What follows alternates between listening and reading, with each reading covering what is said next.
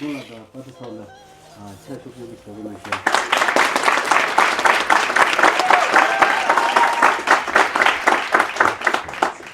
is art?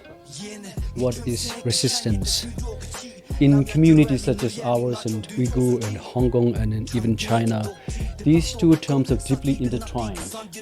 How can artists tell stories in a way that can determine what we want and to assert our basic freedom and dignity? So to talk about all of these and hopefully many more things, I am honored and privileged to have this conversation with Badiucao. Welcome to Dharamsala, and thank you very much indeed for taking part in this event. Thank you. This is my honor. If you ask me who's my favorite contemporary art in the world, I would say I don't know. So unfortunately, but yesterday when I had a show and with this very young Tibetan cartoonist, Gaxus, I think his work is fantastic and everybody should check in.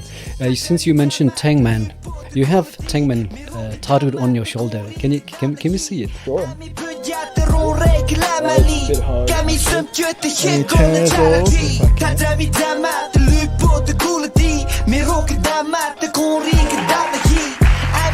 a Tangman. And some people might argue, nationalism is a sense of pride, it is okay.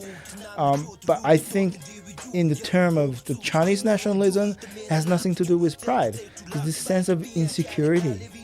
Instead of pride, it's arrogance. And also lack of self-esteem. Thank